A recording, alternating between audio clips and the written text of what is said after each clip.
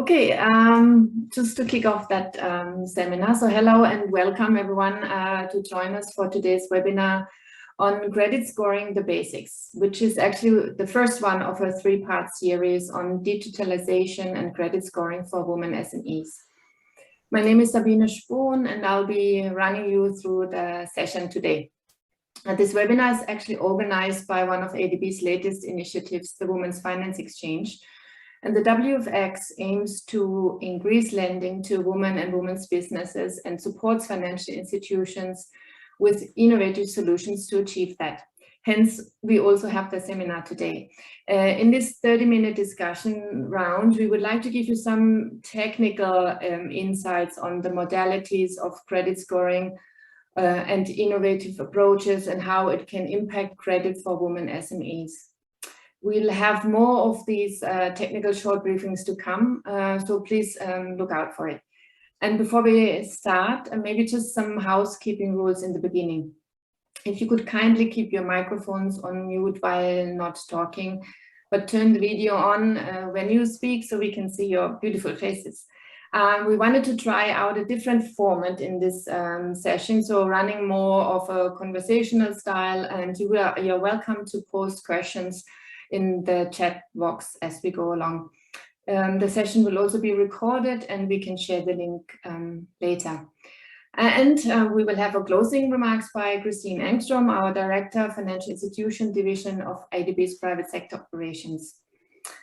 I think, yeah, you all agree that a credit scoring model can create efficiencies in the lending process, reduce costs, or human errors. But it's also a fact that women and women's business face higher loan rejection rates than their male peers. And globally, I think about 80% of women remain credit constrained. Now, this must have something to do with lack of collateral, no credit history, social cultural norms, or maybe unsuitable credit scoring models as part of the lending process, or none altogether. And this is exactly what we wanted to highlight or discuss in our seminar today. So, but let me first introduce our experts here. So we have Dean Kerr. He's an internationally known credit scoring expert and specializes in the development and implementation of credit risk models and risk management. He's a big fan of data, obviously, but uses non-standard approaches in data challenged circumstances as well. So it'll be very interesting to hear how this could work in our ADB member countries, for example. And then we have Stephen Landman. Steve is a technology or fintech expert, and he started his career early with Oracle when it was still a startup in the Silicon Valley. And he's also now CEO of a Vietnam-based tech company, Q Globe. So look very much forward to hear the discussions of the two experts today. But maybe to start with, Dean, I have a question for you. Could you maybe give us a brief overview first of the functioning of a credit scoring model, so that we just, set the stage for the discussions to come? Over to Dean. Sure, thank you, Sabine, and thank you all for joining this morning.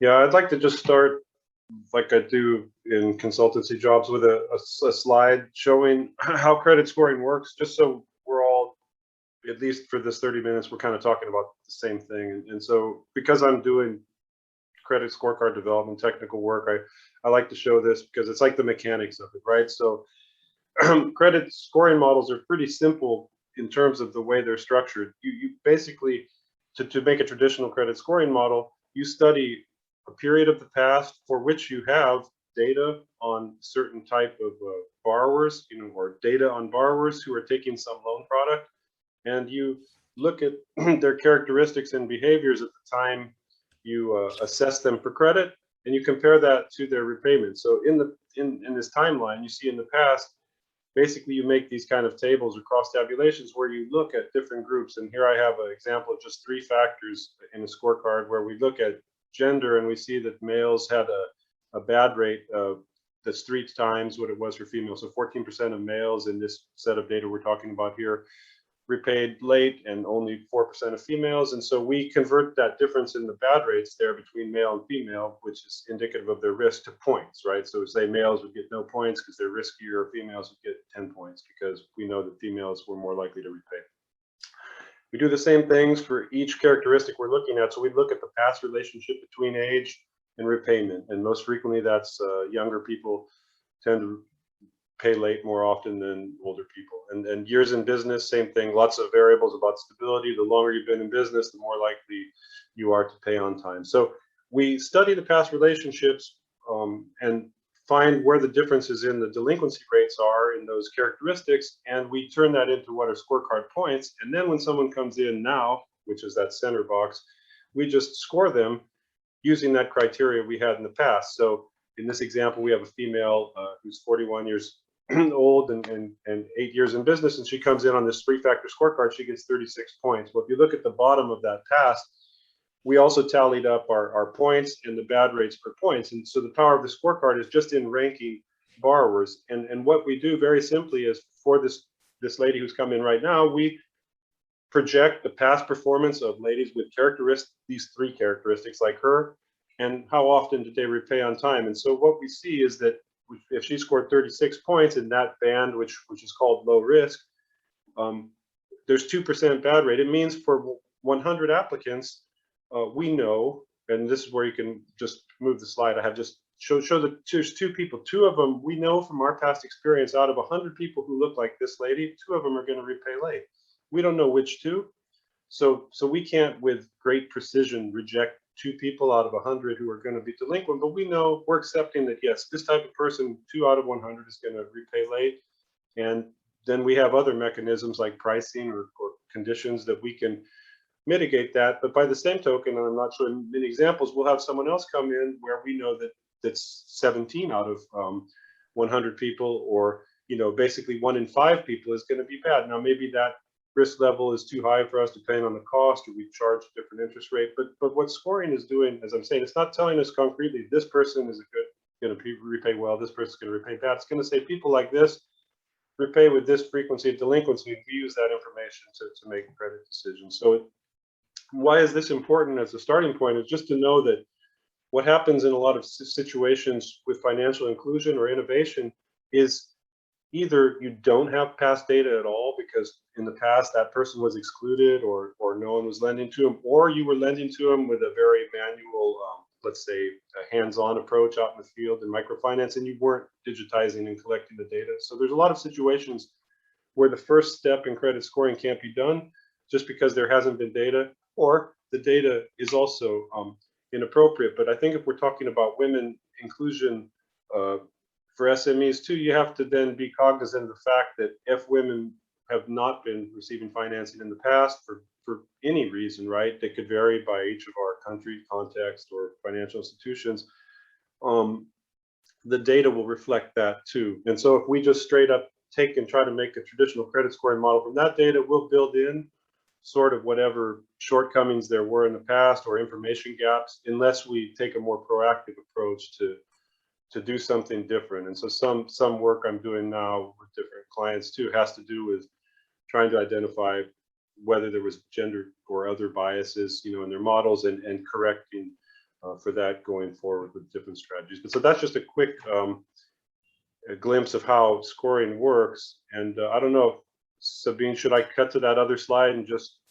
No, I actually want to come back to that, especially on the data and then how it impacts women and no data and what we can do about that. But I first wanted to just ask Steve, in terms of being the techie here in the round, also what would, in terms of technology, how can this be supportive for credit scoring, or what would be a good approach to do that? Because the credit scoring as such is just you could use an Excel very simply, but that's not how it should work in a financial institution, right? So just maybe some updates on what Steve has seen and what could be used to make this more supportive in the lending process.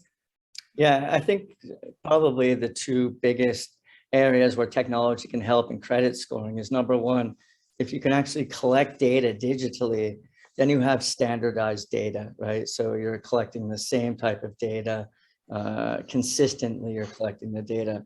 I think the other side of using technology is you can actually, for the greater part, you can actually validate the data, right? Because you have some historical data to look at, and there's also other enterprises or entities in the space that are doing similar businesses, same size, same revenue, same turnover, where you can actually validate, is there some inconsistency in the quality of the data? I think those are probably two of the biggest when we're talking about basic data scoring. Okay, so then when we talk about data that we need to collect for the scoring model, then how does that result in that we can actually decrease the rejection rates for women or women's businesses in the scoring? Do we need to use different scoring models, or is there different data that we should be collecting so that we get a higher acceptance rate? How could actually financial institutions include that in their model? Maybe that's another question for either of you, please. Well, so go ahead. Yeah, I'll lead you into talking, Steve, because one thing I'll say is actually it's really a lack of data especially on very small businesses that prevents scoring from being very effective, because there's a mistrust of kind of official data that exists on paper that businesses have. And so banks, first of all, aren't very excited about it, but they also haven't digitized it. And as Steve said, digitizing it would make it more efficient and whatever. So instead, you have kind of not this information. So because Steve, one of the things one of his or that company does is digitize transactional data of businesses. And so the more directly relevant information that's verifiable you have from a business about its activities and cash flows, that is the information that's really great for scoring. And it's pretty hard to come by until people have technical solutions that enable it. But that's the kind of data that can really help make more appropriate models, because it's granular and it's verifiable and reliable. So Steve, you have. Yeah, I think the other side of it is that, as Dean said, is we don't have any historical data, right? So one of the bigger components is repayment history. So once you have a little bit of a track record with a woman-owned SME, you can actually pull data on repayment, late payments, whatever it may be, and match that up with the transactional data. And you can actually come up with a pretty decent score. But until we have some track record, and honestly, I think the biggest component is that banks, for the most part, aren't willing to take the risk, and you're going to lose some money. That's just the fact, right? There's going to be some non-performing loans, and unless you're willing to test the market and collect the data and start having historical data, you really won't have success in reducing rejection rates. Yeah, that's a key point. Sorry, that like Steve said, someone has to take the first risk, and a bank needs to approach that, or financial institution, as basically buying data. You're buying an experience to be able to estimate risk for your population, so it's going to cost you something to do that. You're going to have to make some bad loans, but when you do that, you have the data now to estimate risk better for all the other borrowers and scale up it within a known risk limit. So sorry, Steve. Yeah, no, I was just following on this data, because it seems to be data is one of the key issues or key ingredients that we need for the credit scoring model, obviously. But then if we don't have a credit history of a woman or woman SMEs, what sort of alternatives do we have actually to build a scoring model that would be more suitable for a woman or woman's business to be able to get a higher acceptance rate? So what can we do? Well, but I think so we can start with a rule-based model that's actually proactively trying to give financing, or trying to approach women differently than it has approached borrowers just in general in the past, to encourage women's finance. You can make that kind of model, but you can't make a quantitative credit scoring model that predicts the repayment likelihood for women unless you have matched the two things we've talked about. You have to have data about them from the past, and you have to have the repayment history. So if that data doesn't exist, so if the women never had credit, you actually can't make an empirical statistical model out of the box. The only thing you can do is if they've had other kinds of obligations that weren't bank credit, like if you had access to whether they pay their utility bills on time or whether they pay some other obligations on time, you could use that as a proxy for loan repayment in the first instance and make a model based on that. But anyways, once the real key is lending and taking some risk. And then once you have the first wave of performance back, then you can actually make a model that's really specifically and technically accurate for that population. So it's just a process of needing, needing to lend and have the performance. And that's why digital loan products, where there's a small amount, a relatively small amount in the short term, they're very good for entry point into underserved segments, because I think the other thing with banks that are risk averse is they're not, if they expect to lose, they don't want to give a bunch of 3-year loans at $5,000 and then have this big loss exposure that they're uncertain about and take years to possibly develop that into a scoring model. But if you have a 30 or 60, 90-day loan, you can make small number of, or make a bigger number of small amount of those, and you get feedback right away. So you take some loss, you build that model, and then you can scale that up and increase the amounts, etc. So, sorry, ramble. Okay. So the needs, if there is no data available, that means we would need to link with a telecommunication provider, utilities provider, because otherwise, how would you be able to get this sort of transactional data history, or how can you build that up otherwise? And my question would be, have you seen this, or is there pilots going on where you can actually do that in terms of data security and whatnot, to build up a data pool for that includes women's business data to be able to score them later on? Yeah, so in my case, I've worked in some countries where the telcos are willing to provide data for a fee, a transaction fee. And it doesn't really give you an indication of how well the woman's business is doing, but you can actually look at their behavior, right? Their buying patterns, their repayment histories. Did they pay their bills on time? How are they spending their money? The other side of it is, it also goes back to that basic scoring model where you're looking at age and years in business and those types of things that kind of help you, kind of guide you towards, is this person suitable to provide a loan for?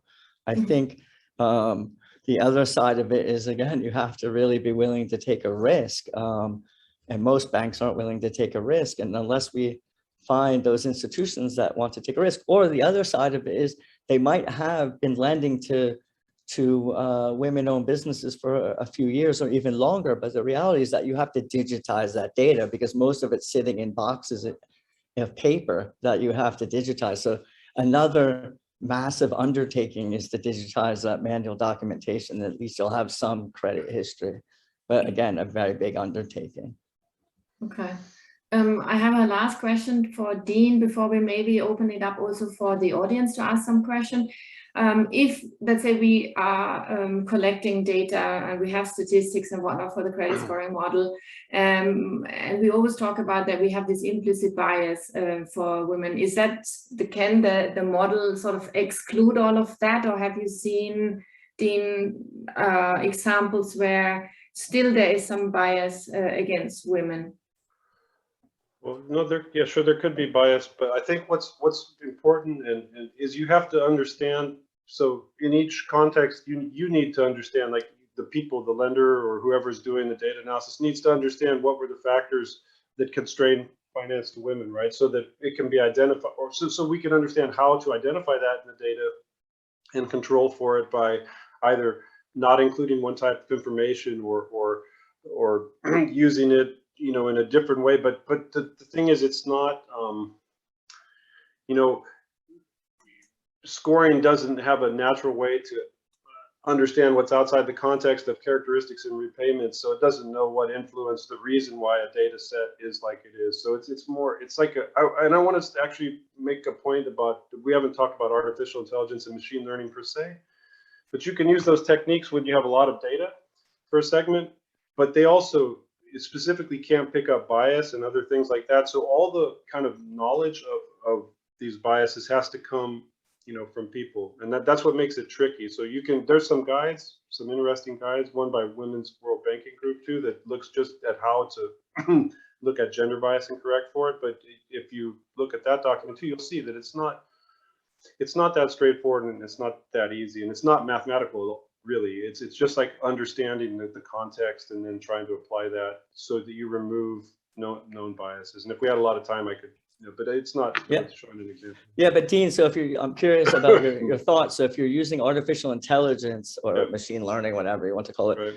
to do a score, I mean, it removes the bias, but do you still do the adjustment in the scoring model like you had in your example, or do you just make it equal from a scoring standpoint for gender?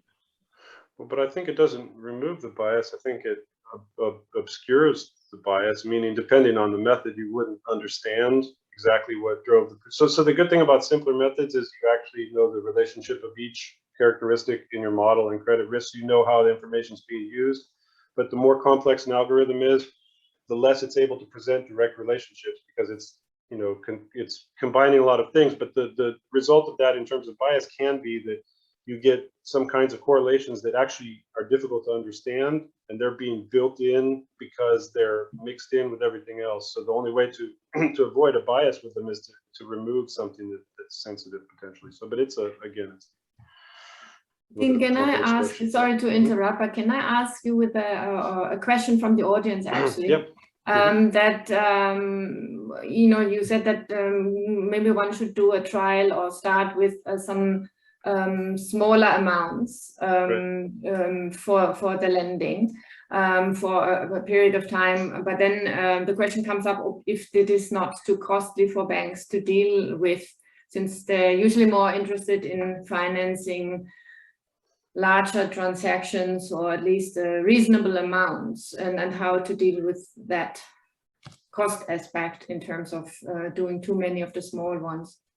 Right. No, that's completely valid. And I was making actually that example about more for like fintechs or digital finance products that are going to be fully administered by scoring. So actually the cost of underwriting them is nothing except the scoring model, and they're short term and whatever, but that doesn't cover traditional SME lending where the loan is larger. And I think there's not too many SME lenders who are using a fully digital, depersonalized lending solution. And I was just trying to make the point that if you have these like nano loans or very small consumer loans, they're good for developing scoring models because they're small and you can issue a lot of them without having a big risk exposure and get the data and the information. And it's a lot harder to do that with big loans because SME or longer term loans, particularly investment loans, take time to mature too. So you don't get the feedback, and banks are averse, I think, to taking risk over 12-month horizon, not knowing what their likely losses are going to be and not